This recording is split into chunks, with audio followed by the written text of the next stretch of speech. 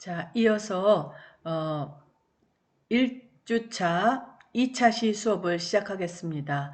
아까 로마네스크에 이어서 이번에는 고딕 시대가 무엇인지, 고딕은 특히 아주 건축물이 굉장히 유명한데 여러분들도 잘 알고 있는 건축물들의 대부분이 고딕 시대의 것이 많고, 고딕 시대의 건축물로 남아있는 것은 대부분이 이제 그 교회가 많고, 그 다음에 뭐 성곽들이 좀 있고 그렇죠. 자, 보시면 고딕 시대 때는 이렇게 뾰족뾰족한, 여기도 지금 제 이미지를 좀 가리도록 할게요. 자, 이렇게 굉장히 뾰족탑이 있고, 이런 그 내부, 이거는 내부고요. 자, 맨 처음에 고딕이 시작된 것이 바로 건축에서 시작됐습니다. 그래서 1200년이라고는 하지만 사실은 한 1150년 지나서부터 이런 증세가 나타났는데, 일반적으로 1200년이라고 보기 때문에 저도 1200년이라고 썼고요. 자, 보시면 요때부터 1400년까지 아까 말씀드린 대로 르네상스가 시작되기 전까지의 200년에 걸친 시대를 고딕 양식이라고 부릅니다. 그래서 건축에 이런 특징이 있고, 이거는 처음에 이런 그 뾰족탑이 시작된 게 이게 샤르트르 성당이거든요. 근데 바로 이 샤르트르 성당에서 고딕 건축이 시작돼서 전 유럽으로 다 퍼져나가게 된 것입니다. 자, 이 고딕 건축의 천장을 보세요. 정말 놀랍죠. 이걸 또 사진을 어떻게 이렇게 찍을 수 있는지 대단합니다. 어, 그 다음에 이거는 이제 이탈리아 시에나라는 곳인데요. 시에나에도 이렇게 아름다운 굉장히 그 아기자기한 그 교회가 있고, 이 안에 내부는 이런 식으로 아주 얼룩무늬 그 기둥 같은 걸로 굉장히 유명한 그런 곳입니다. 일단 시기를 알아두시고요. 자, 이번에는 고딕에서는 해화를 한번 보시겠습니다. 이 해화를 보면은 진짜 위대한 미술가, 이제 제가 이 강의를 하면서 늘 노래를 부르는 정말 위대한 미술가들이 몇 명 있어요. 그 중에 한 사람이 바로 우리말로 치면은 이제 먼저 영어로 칠게요. 지오토라는 사람이 있고, 그 사람을 조토라고 표현을 합니다. 자, 이 조토는 어떤 의미에서 중요하냐면 미술사에서 굉장히 중요한 게, 여기 지금 그림을 보시죠. 이게 이제 조토 작품이에요. 자, 보시면 이게 조토 작품인데, 뭔가를 누군가가 뚱뚱한 누가 뭔가를 마시고 있어요. 이 사람은 여기서 뭔가를 이렇게 따르고 있어요. 이거는 이제 이렇게 바라보고 있죠.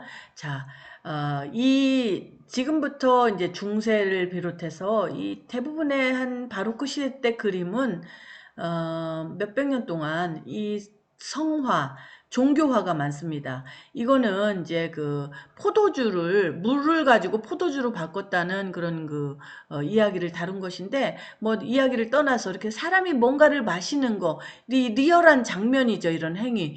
이런 거를 표현하기 시작했어요. 그 이전에는 고대 시대 때는 이런 걸 다 표현할 줄 알다가, 좀 전에 봤던 그 중세시대 때는 이런 표현이 없었는데 지오토가 다시 이런 사실적인 표현을 시작했다 하는 점에서 아주 굉장히 새로운 획기적인 사실주의 시대로 다시 들어섰습니다. 그래서 그 영향을 받은 작품들이 여기 이제 아까 좀 전에 봤던 제가 보여드렸던 이 성당이 있죠. 이 시에나라는 곳에 이 성당, 이 성당에 있는 그 시에나라는 도시가 아주 고딕 시대 때 화가도 많이 배출을 했습니다. 그래서 그 시청이 또 이렇게 있어요. 시청 건물. 이게 아주 전형적인 뾰족한 탑의 그 고딕식 건축물인데, 유럽에는 이렇게 오래된 시청들이 남아있는데, 그것들의 많은 부분이 바로 이 고딕 시대 때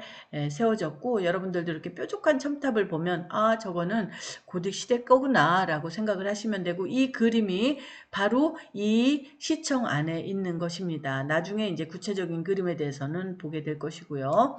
자, 이제는 르네상스로 접어듭니다. 르네상스는 뭐 굉장히 유명합니다. 여러분들이, 우리가 이제 어떤 의미가 있냐면, 우리가 알고 있는 많은 작가들 여기 보시죠. 레오나르도 다빈치의 그 유명한 모나리자 작품, 라파엘로의 작품, 제가 인물화만 이렇게 좀 뽑았어요. 자, 이 세 거장이 역사상 가장 위대한 3대 미술가 중에 하나로 꼽히죠. 그런데 이 사람들 작품을 보면 지금 사실주의 측면에서 보면 와우, 굉장히 사실적으로 표현했어요. 아까 로마네스크 시대 때 그런 약간 유머러스하고 어눌한 표현에 비하면 이거는 완전히 천지가 개벽한 것 같죠. 자, 이런 식으로 르네상스 시대 때는 사실적인 표현의 기법이 아주 극치에 다다랐다라는 것을 보여줍니다. 근데 여기서 잠시 제가 그 곰브리치 아까 소개한 그 책에서도 보면 이 서양 미술사 중에서 그 두꺼운 책 중에 이 르네상스 쪽이 한 4분의 1을 차지해요. 그러니까 시대로 치면은 자 다시 한번 뒤로 돌아가 볼게요. 연대로 치면 1400년부터 1500년 말까지니까 200년에 불과합니다.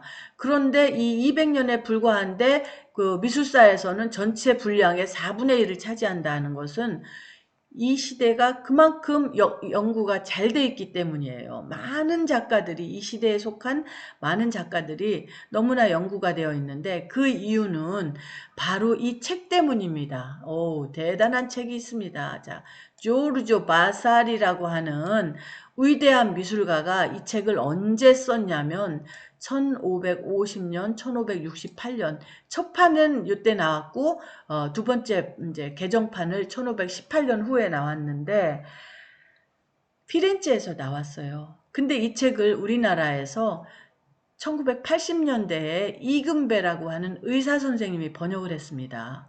그런데 이 책이 이제 1980년대에 나온 책은 조금 오래되고 글씨만 있었어요.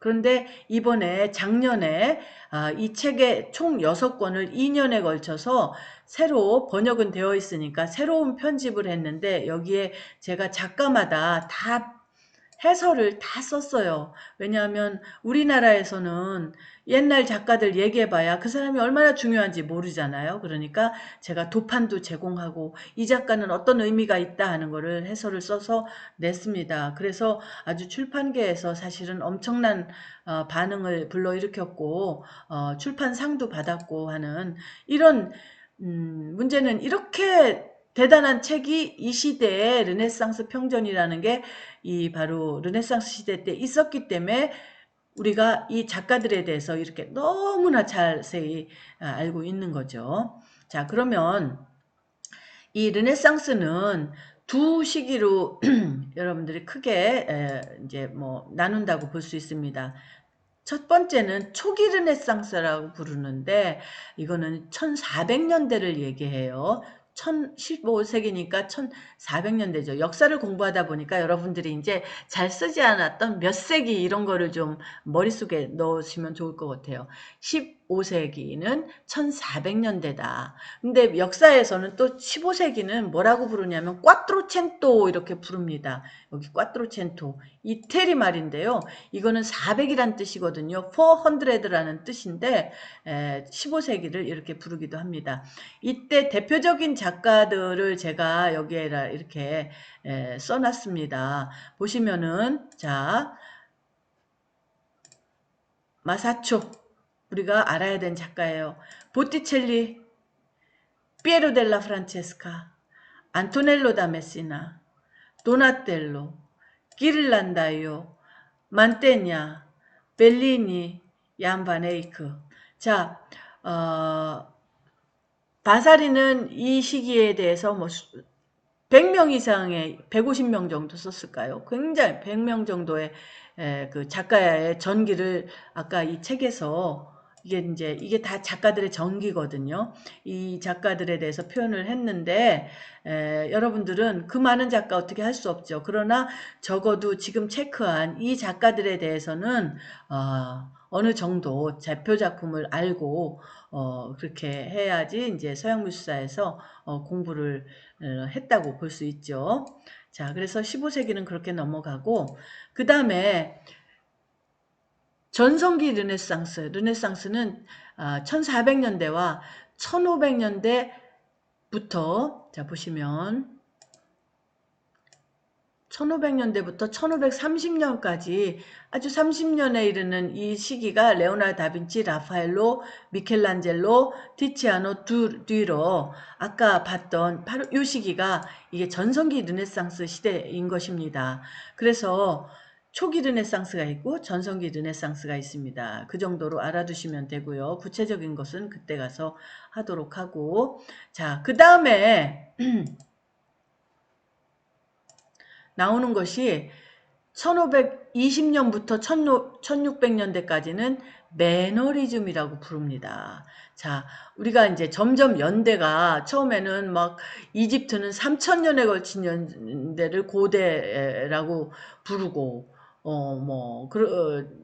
중세도 1000년에 걸쳐서, 중세라고 부르고 그랬는데 이 나중에 후기로 가면서 이제 연대가 굉장히 조금씩 나뉘죠. 뭐 20년대부터 불과 1600년대까지의 요 시기를 매너리즘이라고 부르는데, 우리가 보통 매너리즘 하면 매너리즘에 빠졌다, 뭐 똑같은 걸 계속 반복하고 할 때 매너리즘이란 말을 쓰는데, 사실은 그게 아니고 굉장히 혁신적인 그런 미술 방식이라고 볼 수 있는데, 여러분들 이 작품에서 보시면 어, 어? 아까 비교를 해보시면 다빈치의 그 모나리자, 그 섬세한 작품에 비해서 이 작품들은 좀 이상해요. 자, 이거는 누구 작품이냐면 엘그레고 작품이거든요. 근데 표현이 좀 더 섬세한 것이 좀 덜해지고 더 과감해지고 인체 비례도 굉장히 길어지고, 여기서 또 하나의 현상이 나오는 거예요. 미술이라는 계속 발전하는가? 그게 아니라 그 사실주의적인 측면에서만 발전하는 게 아니라 이상한 방향으로 길어지기도 하고, 색채가 좀 더 뭐 이렇게 섬세한 게 아니라 좀 더 막 과감하게 막 가기도 하고, 이렇게 표현이 달라진다 하는 것을 여기서 다시 한번 볼 수 있습니다. 그 다음에 이 작품은 이제 폰토르모라고 하는 사람인데, 우리나라에는 많이 알려져 있지 않지만 매너리즘을 만들어낸 아주 선구자입니다, 이 사람이. 그래서 이 작가의 작품을 보면은 뭐라 그럴까, 그 아주 사실적인 그런 거에서 벗어나서 뭔가 괴이하고 이상하게 가는 방향, 이거를 처음으로 시작한 사람인데, 구체적인 작품은 이제 그때 가서 하도록 하고요. 자, 이번에는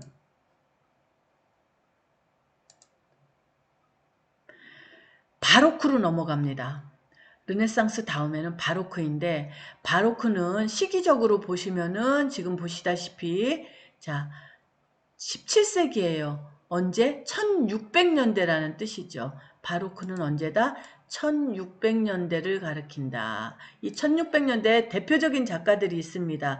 여러분들이 아는 작가들일 수도 있죠. 자, 보시면 카라바조, 카라치, 렘브란트, 벨라스케스, 베르메르, 루벤스, 이런 작가들이 대표적인 작가이고, 바로크 시대 때 작가들은 뭐 이 정도 여러분들이 알아두시면 될 것 같고요. 자, 이거 베르메르의 진주귀걸이 소녀죠. 이 작품 아시죠? 카라바조는 아주 사실 카라바조라는 작가는 예전엔 몰랐는데, 제가 책을 쓰면서 우리나라에 이 카라바조라는 작가를 알리기 시작했는데, 바로크의 창시자라고 할 수 있습니다. 가장 중요한 작가고, 여기에 있는 나머지 모든 작가가 바로 카라바조의 화풍을 영향을 받아서 바로크를 만들어 나갔다고 할 정도니까 뭐 대단히 중요한 작가죠. 그 다음에 이것은 렘브란트 작품입니다. 그래서 바로크 시대 때 이런 작가들의 작품을 보게 될 것이고요. 자, 그 다음에는 아이고 아주 숨가쁘게 넘어가네요. 바로크 다음에는 1600년대 다음에는 이제 1700년대 중후반기로 들어서면서 신고전주의라는 것이 나오게 됩니다. 신고전주의. 자, 신고전주의. 네오 클래시치즘이라고 부르죠. 자, 시기로 보면은 1700년대 중후반부터 1800년대 초까지고, 요 시대의 대표적인 작가는 자크 루이 다비드와 도미니크 잉그레 정도, 이 두 작가 정도를 알아두시면 될 것 같아요. 자, 미술사를 보면은 고대부터, 고대 특히 로마부터 르네상스 시대까지, 특히 또 이제 바로크 시대 때는 그래도 다른 유럽이 있지만 이때까지는 이태리 작가들이 뭐 한 전체 한 80%를 차지한다고 할까요? 그러는데 이 1700년대 신고전주의 시대부터 슬슬 프랑스 작가들이 유명해지기 시작합니다. 여러분들 이 작품 많이 봤죠? 이거 다비드 작품이에요. 자크 루이 다비드 작품, 신고전주의 작품. 요거 신고전주의 작품. 이거는 앵그르 작품입니다. 그러면 여기서 우리가 미술사의 양식적인 변화를 또 하나 살펴볼 수 있어요. 자, 뭐 너무 제 얼굴이 안 보이면 자, 섭섭하기도 하죠. 자, 뭐 섭섭할 것까지는 없지만 자, 여러분들에게 요 작품들 한번 또 자, 연대에 대해서는 이렇게 좀 표현을 했고요. 자, 근데 여기에서 이제 제가 다시 중요한 거를 하나 여러분들에게 말씀드리겠습니다.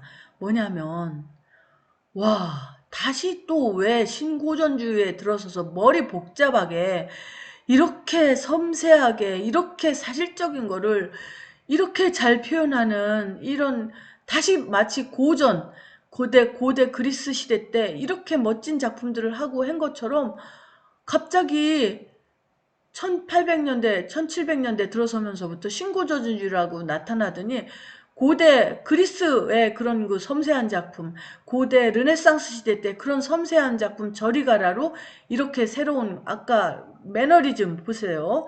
매너리즘 시대 때 여러분들 생각나시죠? 뭐 이런 작품을 하다가 갑자기 바로크 지나서 이렇게 고전주의 작품으로 이렇게 변하는 거. 이거는 미술이 또다시 이렇게 다시 고전으로 가는가. 그러니까 이 미술이라는 건 고전을 중심으로 굉장히 고전적이었다가 또 굉장히 고전에서 벗어났다가 이거를 상당히 많은 부분 반복하고 있다 하는 것을 우리가 일단은 알고 있습니다. 자, 그래서 신고전주에 이런 작품들, 이런 작가들 작품이 있다 하는 거 알고요. 자, 그 다음에 이제 뭐 너무 많다 보니까 이제 머리가 좀 아플 때도 있죠. 자, 보시면 이제 연대만 좀 쭉쭉 나가도록 하겠습니다. 그래서 여러분들 일반적으로 낭만주의란 얘기하죠. 낭만주의. 자, 이거는 이거 잘못됐네요. 1930년대가 아닙니다. 이게 제가 잘못했어요. 자, 이거는 연대가 1930년대가 아니라 1830년대입니다. 1830년대에 프랑스 파리를 중심으로 해서 새로운 미술운동이 나오기 시작했어요. 이거는 무슨 운동이냐면 고전주의 싫다 이거예요. 이렇게 좀 전에 봤던 이런 거 있죠. 이렇게 사실적인 거 이제 너무 싫다. 그러니까 좀 더 자유롭게 내 마음을 표현하고 싶다. 낭만적인 마음을 표현하고 싶다. 하는 그런 그 마음이 생겼어요. 그런 얘기를 한 사람이 누구냐면 드라크루아라는 사람인데 이제부터 아까 얘기했듯이 미술의 중심이 프랑스로 넘어가는 겁니다. 그래서 프랑스에서 낭만주의가 시작되었고 그래서 이 그림 많이 봤죠. 파리 대혁명의 그 시민혁명을 표현한 작품인데 이렇게 시대적인 그런 모습들이 막 아주 과감하게 표현되기도 하고 여행을 표현하기도 하고 이런 식으로 갔어요. 그 다음에 요 시기에 제가 이렇게 다 1900년대라고 했네요. 이것도 1900년대가 아니고 1800년대니까 여러분들 나중에 제가 고쳐 놓겠습니다. 일단은 이렇게 시정을 해주세요. 이건 역시 1800년대 기억하십시다. 1800년대입니다. 이거 아닙니다. 1830년대가 아니고 1930년대가 아니고 1830년대입니다. 자, 우리가 잘 아는 밀레 이색 줍는 사람들. 이게 다 낭만적인 농부의 표현을 했는데, 농부의 모습을 표현했는데, 이게 다 낭만주의에 크게 봐서는 속하게 되는 것입니다. 이제 현대로 다가올수록 이제 시대도 자꾸 연대도 아주 좁아지죠. 짧아지고 그 다음에 이제 인상주의가 나옵니다. 인상주의는 이 작품은 지금 만의 작품이에요. 인상주의의 아버지라고 할 수 있죠. 인상주의의 아버지라고 할 수 있고 인상주의의 주요 작가는 여러분들 잘 아시는 인상주의는 대체로 많이 알려져 있죠. 모네, 세잔, 드가, 르누아르 뭐 이런 작가들이 대표적인 작가입니다. 이 작품은 르누아르 작품이죠. 자, 그래서 이 시대 작품들에 대해서 이제 볼 텐데 이 인상주의 작가들은 무엇을 생각했냐면 아까 이 신고전주의 작품 보시면 이거 하나 그리려면은 얼마나 시간이 많이 걸리겠어요. 이거를 그림으로 그린다고 생각하면 거의 막 사진처럼 정교하게 그렸잖아요. 그런데 인상파 화가들은 또 어떤 생각을 했냐면 우리는 이렇게 오랜 동안 아뜰리에 안에 갇혀서 그림을 그리는 거 원치 않는다. 우리는 밖으로 나가서 그때 그 순간의 인상을 표현하고 싶다 하는 생각을 했던 것입니다. 그러니까 이 작가들은 또 인상파 화가들은 생각이 또 다른 것이죠. 이렇게 보면 지금까지 그때마다 모든 시대마다 미술가들은 자기들이 원하는 그런 새로운 시대적인 소명, 관심 이런 것들을 미술에 반영해서 표현을 했고 그것이 양식이 된 것입니다. 자, 그 다음에 이제 신인상주의로 가면은 인상주의 화가들이 그렸던 아까 보시면 이 인상주의 화가들은 빨리 그리다 보니까 그림을 차분하게 못 그리고 굉장히 터치를 과감하게 줬어요. 막 터치를 막 주죠. 이렇게 붓을 막 휘둘러서 그러다 보니까 이제 뭐 조금 빠르게 표현을 했는데 이 사람들은 어떻게 하냐면 그 빠른 붓터치를 아주 촘촘하게 마치 카메라에 그런 액점처럼 아주 촘촘하게 규칙적으로 표현을 해서 이런 식으로 표현을 했습니다. 대표적인 작가로는 쇠라가 있고 시냐기 있고 당연히 1880년대, 90년대 작품이고요. 그 다음에 이제 표현주의라고 나옵니다. 표현주의 역시 이제 방고흐가 대표적인 작가인데 방고 그림들 나중에 보면 알겠지만 뭐 굉장히 거칠죠. 점으로 막 선으로 찍어대기도 하고요. 자, 인상주의에 발전된 상황이지만 이 사람들은 뭔가를 이렇게 재현하는 것보다는 고흐는 아주 미술에 있어서 굉장히 새로운 장을 열었다고 볼 수 있는데 그것은 뭐냐면 내 마음의 세계를 표현하고 싶었던 거예요. 세상을 그대로 모방하는 것보다 그런 점에서 또 하나의 새로운 미술의 시대적 소명이 나왔다고 볼 수가 있습니다. 그 다음에는 20세기 미술로 갈게요. 자, 그 다음에는 뭐가 나오냐면 드디어 가장 중요한 작가라고 할 수 있죠. 피카소가 나옵니다. 피카소. 그 다음에 야수주의 있어요. 야수주의는 대표적인 작가가 누구입니까? 바로 마티스입니다. 마티스라는 이름은 적어놔야 되겠네요. 마티스. 앙리 마티스이죠.